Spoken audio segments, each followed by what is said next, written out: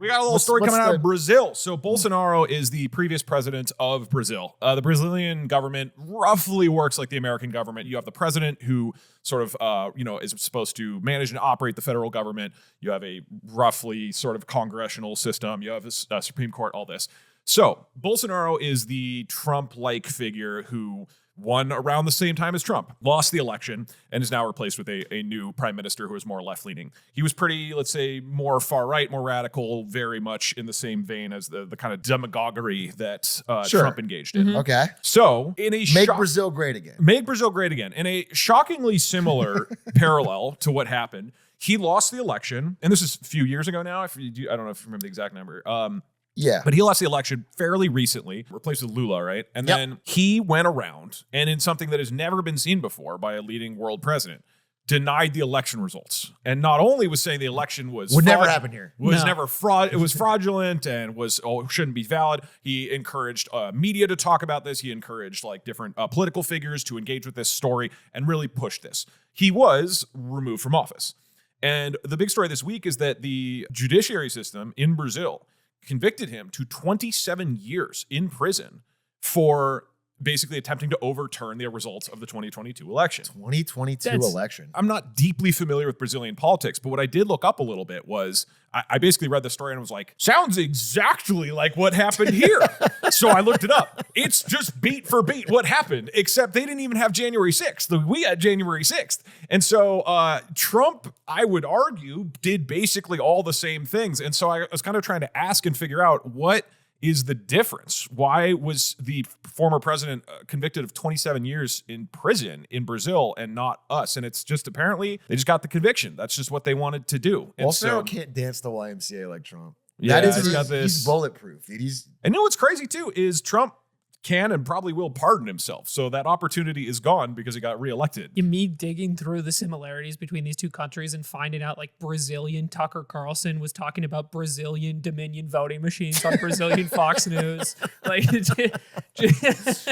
I mean, how does someone of this position of power get drawn up on charges in a country like Brazil? Who makes the decision on his guilt? Is he arrested by the normal police? The idea that Trump would have even been arrested or charged for what happened seems, maybe it's just because there's this feeling of him getting out of so many things over and over and over again within our system, that the idea of him facing consequences for January 6th seemed very unlikely to me. It seemed very real after January 6th. Yeah. It felt like Trump was going to receive consequences, and then it just stalled, got super slow, stretched out. There's so many people that are currently Trump allies who around January 6th were disavowing him like rats from a sinking ship. They were throwing him under the bus. They were ready to, because they thought for sure. And then just nothing happened. So unlike what happened here. So what's the functional difference here? Like what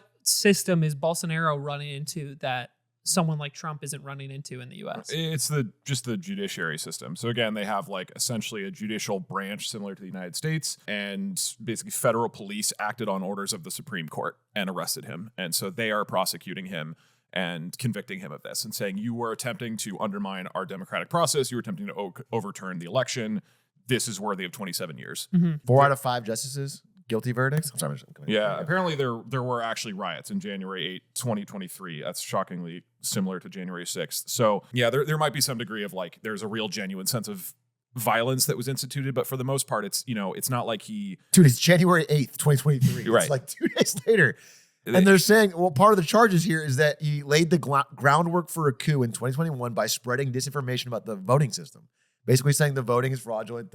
That's the thing that struck out to me. It's like, it stuck out to me. It's very similar. It's just so similar. B for B, and so legally, we could do the same thing in the United States, but it would require, again, like a strong, rapid push from that. And obviously the Biden administration did pursue legal action against Trump for a number of things. And a couple of them stuck. Well, he has the felony charges for the money laundering, I forget, or money, whatever it was, the mislabeling of funds. But it's very interesting to see the difference in how this country handled this. And I guess one thing that is actually relevant to point, it's a more, let's say, left-leaning judicial branch in Brazil, whereas in America, our Supreme Court, very right-leaning. And so it's an interesting also parallel of like what happens when your Supreme Court leans one direction or the other, because it's just so unlikely in the United States that a 6 out of 9 conservative Supreme Court is going to like really actively, aggressively pursue this. Yeah, I looked that up for a separate reason recently, and I found out that, you know how right now Trump's got the trifecta? Well, he's got more, actually 4. He's got the House, he's got the Senate, he's got presidency, and he's got the judiciary. I looked up when the last time that happened on the other side,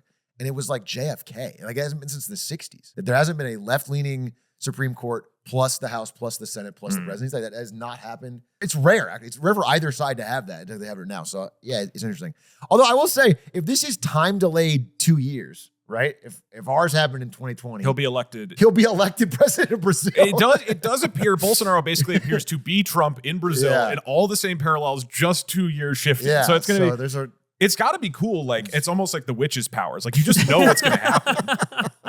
Damn, you think he's going to start sending ice? Dude, they're nicknaming him the Trump of the tropics. I did not know how close it was. I knew Bolsonaro was, knew politically where he stood and sort of what happened. I didn't realize how similar this is to what happened with Donald Trump. Do you think he's going to start And they call him Trump. Start arresting illegal immigrants and then having them imprisoned in America? Send them to Ohio. Like, we have the playbook, all right? Trump is writing the book. Bolsonaro just needs to read it in 2 years. And in 2 years, we know what's going to happen. It's funny. It's like how every internet startup, for a while at least, they're caught up now, but for a while, every internet startup in America, China would just copy it and do it 2 years later in China. It's someone just watches what Trump does and Where is he at right now? Is he in jail waiting for under a house sentence? arrest. House arrest, waiting for a sentence? He's under house arrest. Well, they had a sentence. It just came out. 27 years. That's what happened. That was the big announcement. Oh, sorry. I thought he was just convicted. He's and they were 70-something years old, so it's basically, that's it. But again, with the well, way I've politics heard works, from Putin and Xi Jinping that people can live to 150 with organ transfers. Dude, imagine he actually gets out 27 years from now. Damn. Runs and wins. Well, that's what BRICS is all about. It's 97. Yeah, BRICS. What's going on? Yeah,